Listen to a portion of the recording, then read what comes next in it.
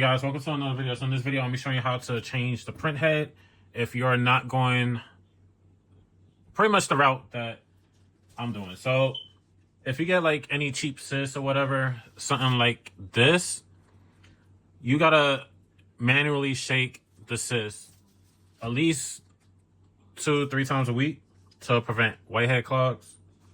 And it's also using OEM light cartridges to where you modify it to go through the sys. And there's other ways to where you pretty much drill a hole into the OEM cartridge, empty out the ink that comes in it, and then you got to refill it with ink that way as well. So one way I kind of hate this kind of sys, because you can easily flood your print head, and then that's going to cause paper jam issues, and could also lead to you blowing a fuse, F1 fuse on the motherboard. So to prevent that and have more of a less pretty much stress-free, it would be using our sys. So now if you don't want to use this kind of sys, which kind of helps with maintenance, but it does have its drawbacks. So this is where you could swap out your print head for one that has dampers in it, which is a little bit more better. So we're going to take out the print head, well, conversion, and this is what it looks like. So it's different compared to what this is. This is made specifically for these. So you want to take it out of this packaging. Or pretty much ink cartridge adapted. I'm not going to say print head because the print head stays in there. You just doing the print head conversion on it. So all you're going to need is a Phillips head. I'm going to use some gloves. That way I'm not putting my fingerprints or anything contaminants from my hands onto the print head while we taking out the print head to swap out the ink cartridge housing pretty much. So what you want to do is slide your print head all the way down to where you can see the Phillips head that attaches to this right here and right there. So I'm gonna set y'all up here because I don't got nowhere else to pretty much set y'all. All right, so I'm gonna go here, and it's best to use a magnetic screwdriver like that. So that's out, and then we want to get the one that's over here. Let me get up.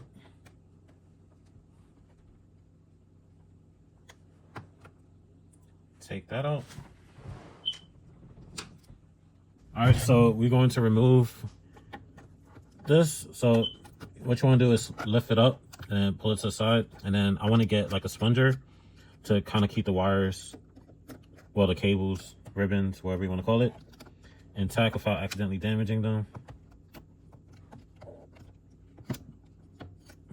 Then once you free up one side, carefully lift up. And we just want to tilt this like that. And then now we got access to 4 screws, Phillips, 1, 2. And then the other 2 is underneath here. I'm gonna show you how to take that out. I'm gonna try to hold the camera, take it off the tripod. So what you wanna do, you wanna be careful with this side because you can easily break that. What you wanna do is carefully lift this up. I ain't gonna be able to do this one hand. All right, hold on. All right, so hold that. Keep a finger pressed down on this side, and then over here, I'm gonna try not to get in the way. Just lift up, and this side will pop out, and then pull it out. So now you got full access to all 4 screws.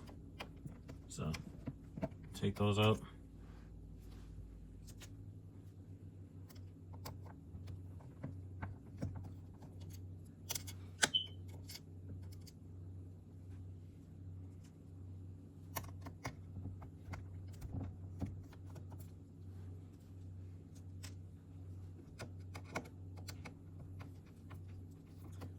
All right, so I'm gonna put my gloves on and then we'll proceed. All right, so I'm gonna do the same thing. Use the sponger to keep the cables pretty much where they at. And then we're going to turn this around. And some of the ribbons is held by double-sided tape. Zoom you out. So just carefully separate that from the back of the housing, as so. don't remove it from there. And then for here, just take out the Phillips.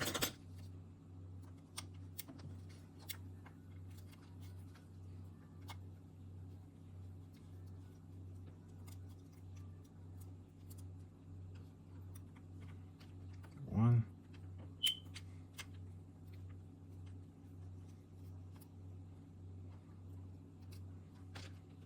Two.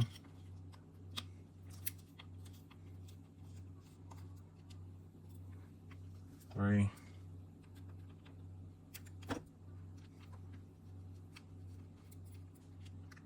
And four. So we're going to take this faceplate off, and then we're going to lift this, separate it. So I'm going to get the sponger, kind of get behind, and just pull this assembly backwards. That's so, and we just gonna lay that right there. And then we're gonna transfer this over. Just peel it off.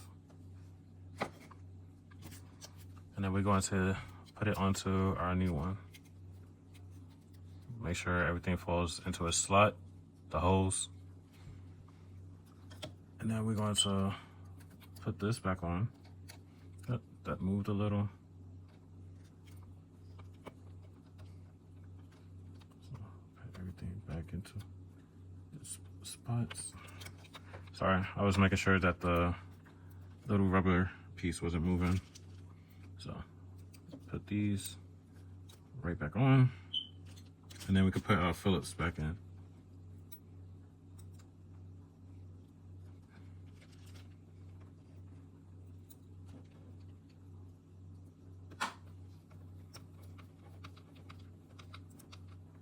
And you don't want to tighten these too tight, even accidentally, because you can crack the motherboard or any of the plastic. So just use 2 fingers while turning to, once you start feeling some resistance, give it a little snug, slight turn, and that's it. Do not tighten, once again, too tight.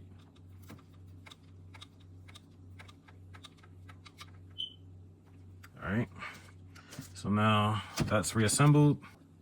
Well, after we do that, let's do this. Press the cables and ribbons back, and you can see it's going to stick automatically like how it was originally. So cables has to be behind like how it was originally, and then you want to hold these ribbons and carefully guide this back into the housing assembly.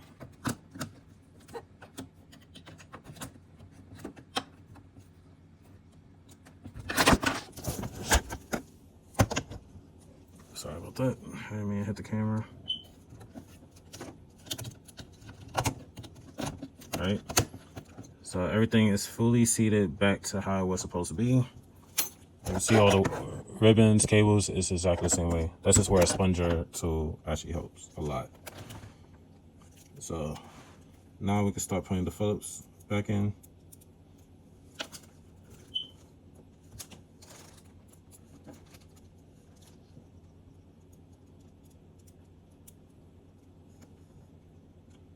And same thing, like I said with everything else, you don't want to over tighten. You can crack any of the plastic or potentially cause any damage to the printer itself.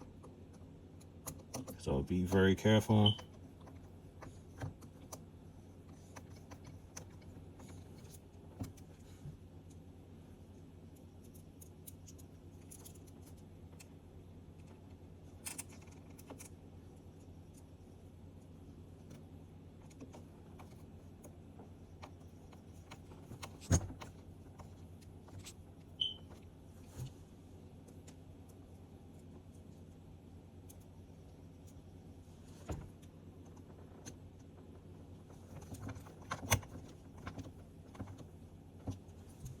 All right, that's all good.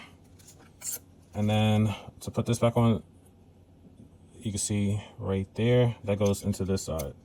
So slide it in, put an angle, and then get your sponger or whatever.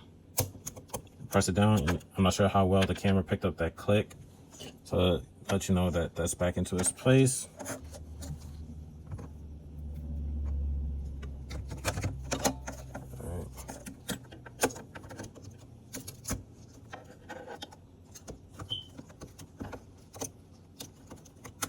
Double checking,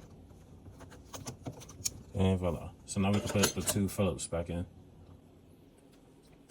Alright, so I'm gonna do the one over here first.